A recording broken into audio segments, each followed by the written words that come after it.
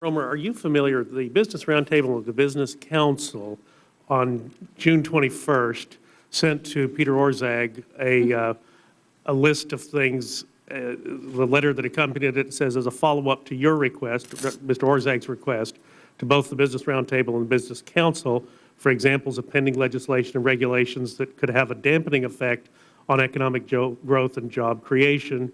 Surveyed our members to get their views, attached an executive summary and a detailed description of what they see as government initiatives that will inhibit growth. Paraphrasing there just a little bit. Are you familiar with this document? I am indeed.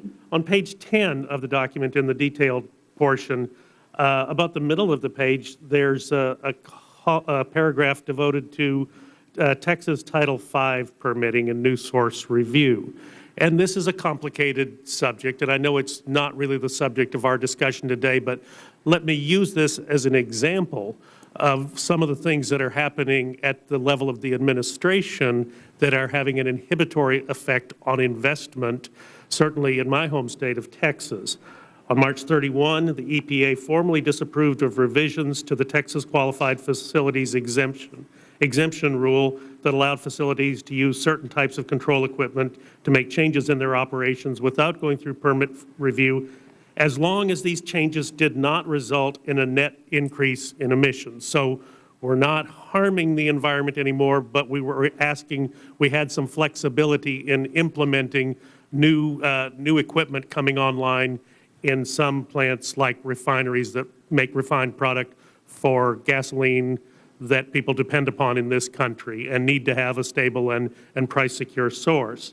So it goes on to say continued EPA objections could delay startup of certain projects already under construction or extend the permitting process for major new projects.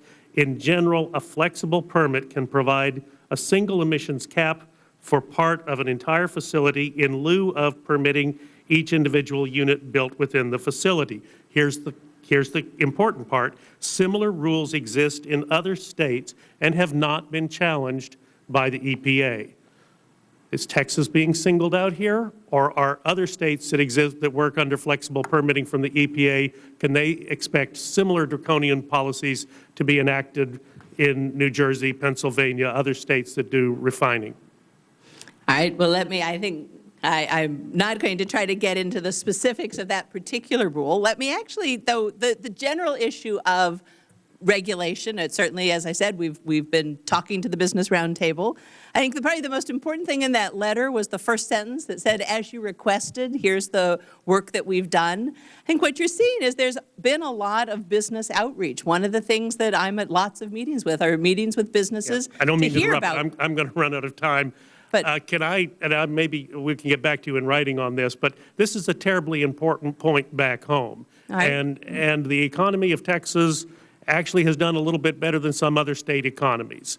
We're not a basket case yet, but we could be with this type of federal burden coming down on the state permitting process. We want clean air in our state. There's no argument about that. This does not increase the pollution burden in the state. We're simply asking for flexibility. And right now, you've got the governor of my state, Governor Perry, in a pitched battle with the EPA over this, and it does no one any good to do that, and certainly is doing nothing to foster job growth, not even in my district. This is down in the Houston-Beaumont area, but it's certainly going to affect the economy of our state.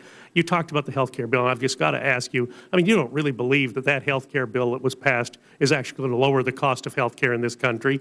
I absolutely believe it's going to slow the growth rate of health care costs. Absolutely. It is a fantasy that it really needs to be stamped out and rejected. We're through with the bill. The president got what he wanted. Let's be honest and admit we've driven costs through the roof. If you're really honest about what happened in that bill, we didn't include the doc fix in that bill. We didn't include it because it was $300 to $500 billion.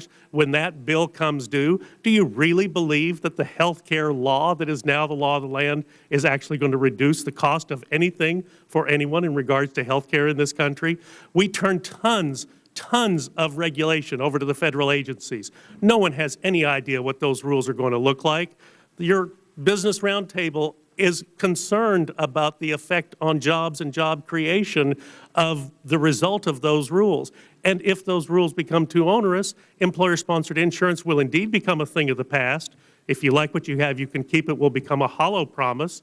And the federal government will then have the burden of all of those health care costs that the private sector is now unloading. It will be cheaper to pay the $2,000 fine than it will be to keep up with the rules and regulations that are coming out of Health and Human Services and the Center for Medicare and Medicaid Services.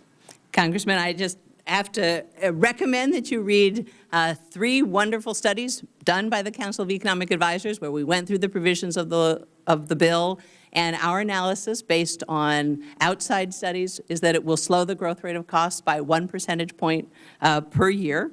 The other thing, I think we lose sight of the fact, the reason it was as hard as it was to pass is precisely because it included some very hard things that will help to slow the growth rate of costs. The excise tax on high-price plans is something that health economists say can genuinely help to slow the growth rate of costs. The Independent Payment Advisory Board is something that we think Scares can. everyone to death.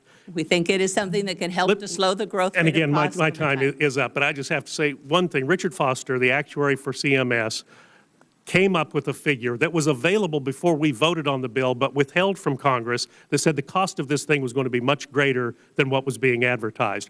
I have sent letters to Secretary Sebelius. Let us see the notes and emails and traffic back and forth, what went on between the actuary and the head at HHS before we voted on this bill. Why was Congress denied accurate cost information on this bill? I have not gotten any answer from the administration yet. Can I say you did get an answer from the Congressional Budget Office, which is one of the sources of high-quality information, and what they said, and what we based a lot of our analysis on, is that it would slow the growth rate of costs and save $1 trillion over 20 years. To paraphrase, they said, oops, we goofed.